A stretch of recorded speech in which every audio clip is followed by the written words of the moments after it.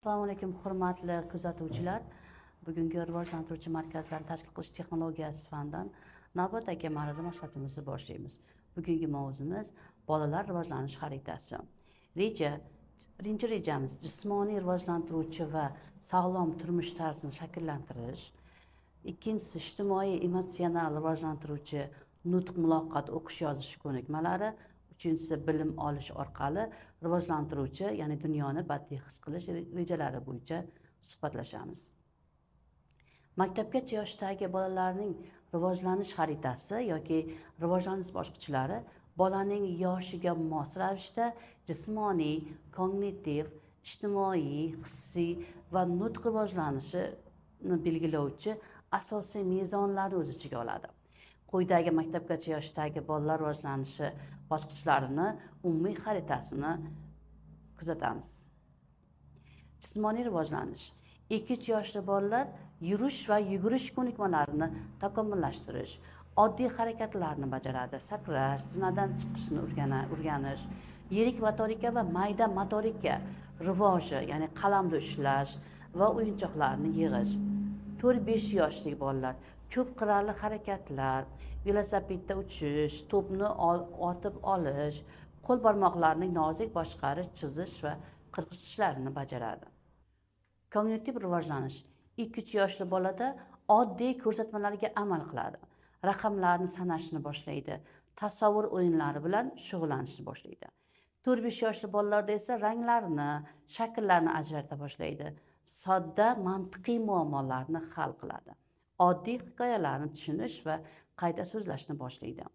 Ijtimoiy rivojlanishda 2-3 yoshli bolalarda yaqin kattalar bilan o'ynashni afzal ko'rish, meniki tushunchasi kuchayadi. Oddiy o'yinlarda qatnashadi. 4-5 yoshli bolada do'stlar orttirishga qiziqadi.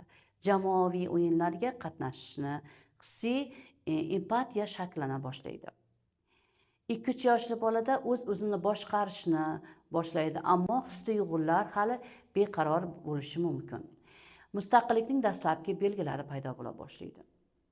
4-5 yoshli bola hissiyotlarni so'z bilan ifodalashni o'rganadi. Qoidalarni tushunishi va ularga rioya qilishni boshlaydi. Nutq rivojlanishi. 2-3 yoshli bolada 2-3 ta so'zdan iborat gaplarni tuzish, kundalik narsalar nomini bilish, oddiy savollarga javob berish boshlanadi. 4-5 yoshli bolada esa murakkab gaplarni tuzish, hikoya qilishni boshlash, so'z boyligini sezilarli darajada oshirishni boshlaydi. Bu rivojlanish bosqichlari umumiy yo'nalishlarni ko'rsatadi.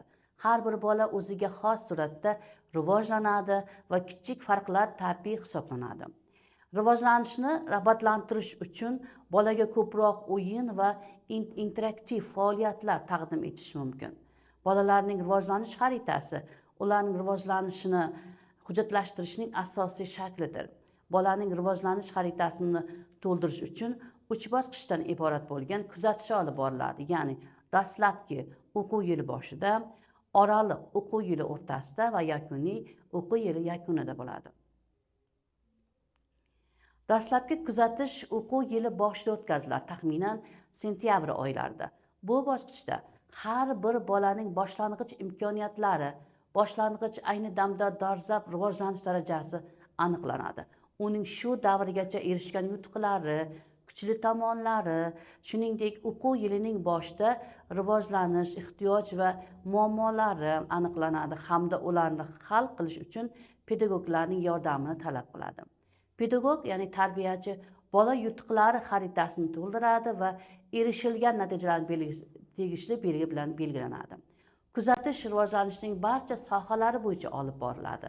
Agar u yoki bu rivojlanish sohasidagi indikatorlar, ya'ni kutilayotgan natijalar ishlamasa, pedagog izohi ustunida eslatma yozishi lozim. Oraliq kuzatish ham xuddi shu tartibda olib boriladi. Kuzatishning bu turi birinchi yarim yillik oxiri, ya'ni dekabr-yanvarda o'tkaziladi. Bunday kuzatishni o'tkazishdan maqsad bolaga nisbatan tanlangan metodikaning to'g'riligini aniqlash, rivojlanish dinamikasini belgilashdan iboratdir. Mazkur kuzatuv natijalarida pedagog boshqa mutaxassislar bilan hamkorlikda zarurat tug'ilgan hollarda pedagogik jarayonda tuzatishlar kiritish mumkin. O'quv yili oxirida, odatda may oyida pedagog yakuniy kuzatish o'tkazadi. Mazkur kuzatish asosida yil boshida qo'yilgan vazifalar qanday hal qilingani baholanadi. Mazkur bola rivojida kutilayotgan yangi natijalarni hisobga olgan holda keyingi pedagogik jarayondan ko'zda tutiladigan maqsadlar belgilanadi. Bolaning rivojlanish darajasi quyidagi tushuntirishlar yordamida belgilanadi. K harfi, ya'ni kuzatilmaydi yoki kamdan kam kuzatiladi. Bola asosiy ko'nikmalarni namoyon qiladi, xatti-harakatlari kam yoki umuman namoyon qilmaydi. B harfi ba'zida kuzatiladi. Bola asosiy ko'nikmalarni namoyon qiladi, xatti-harakatlari tasodifiy yoki ma'lum vaziyatlarda bo'ladi. T harfi tez-tez kuzatiladi. Bola asosiy ko'nikma xatti-harakatlarni vaziyatga qarab namoyish etadi. D harfi esa doimiy ravishda kuzatiladi. Bola asosiy ko'nikmalarini namoyon qiladi.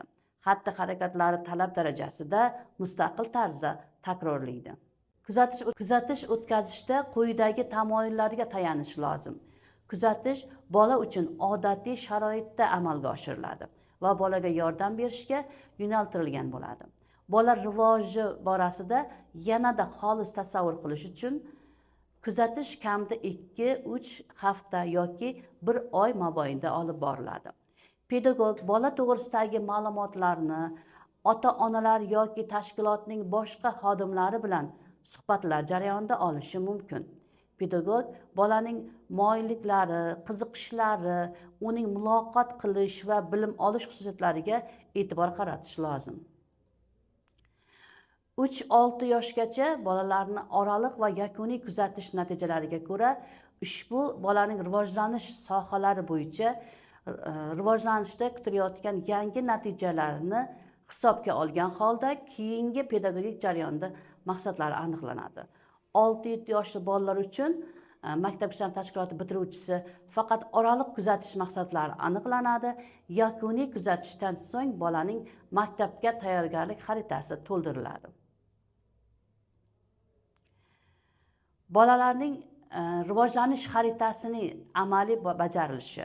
Maktabgacha ta'lim tashkilotlarida bolalarning rivojlanishini hujjatlashtirishning eng maqbul yo'li bu bolaning rivojlanishini belgilab borishidir.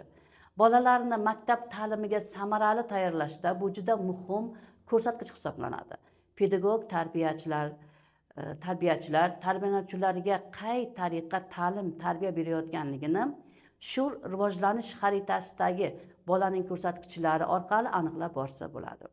Pedagog tarbiyachi har yilni boshida o'z oldiga maqsad qo'yadi va ma'lum bir yo'nalishda bolalarni ta'lim tarbiyasi bilan shug'ullanadi.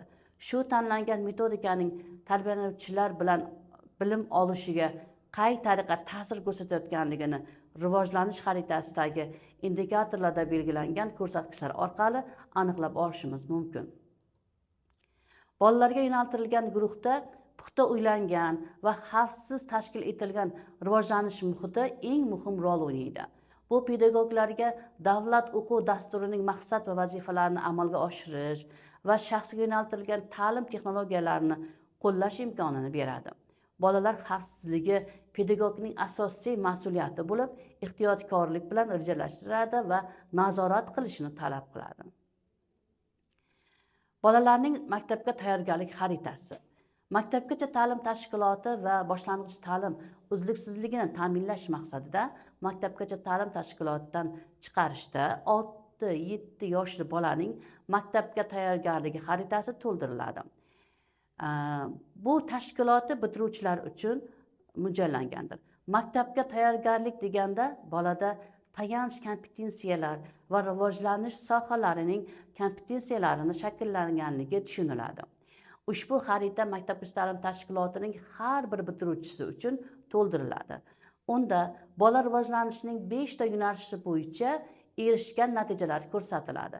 Pedagogga u yoki bu natija qay darajada aks ettirilganligini qayd etish taklif etiladi.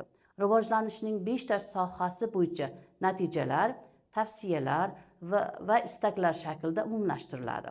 Ma'lumot uchun yozma ravishda yetkaziladi va ota-onalarga topshiriladi. Bolaning maktabga tayyorgarligi xaritasi ota-onalarning iltimosiga binoan 1-sinf o'qituvchisiga taqdim etilishi mumkin.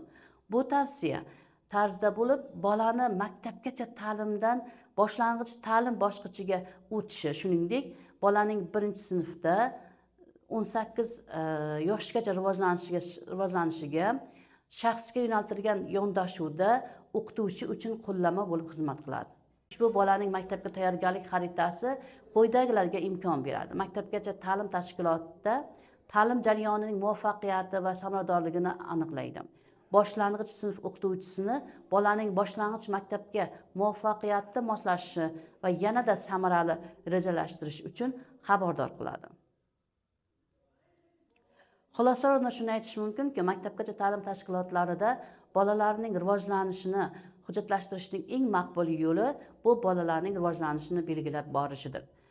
Bolalarni maktab ta'limiga samarali tayyorlashda bu juda muhim ko'rsatkich hisoblanadi. Pedagog tarbiyachi ta'limlovchilarning shu tariqa ta'lim tarbiya berayotganligini shu rivojlanish xaritasidagi bolalarning ko'rsatkichlari orqali aniqlab borsa bo'ladi. Pedagog tarbiyachi har yilning boshida o'z oldiga maqsad qo'yadi va ma'lum bir yo'nalishda bolalarni ta'lim tarbiyasi bilan shug'ullanadi. Shu tanlangan metodikaning tarbiyalanuvchilar bilim olishiga qay tariqa ta'sir ko'rsatayotganligini rivojlanish xaritasidagi indikatorlarda belgilangan ko'rsatkichlar orqali aniqlab olishimiz mumkin. Bolalarga yo'naltirilgan guruhda puxta o'ylangan va xavfsiz tashkil etilgan rivojlanish muhiti eng muhim rol o'ynaydi. Bu pedagoglarga davlat o'quv dasturining maqsad va vazifalarini amalga oshirish va shaxsga yo'naltirilgan ta'lim texnologiyalarini qo'llash imkonini beradi. Bugungi mavzuga topshiriq kuzatuv asosida xarita tuzing. Vazifalari berilgan. Bu berilgan 3 ta topshiriqni o'zlaringiz mustaqil bajarasizlar. E'tiboringiz uchun rahmat.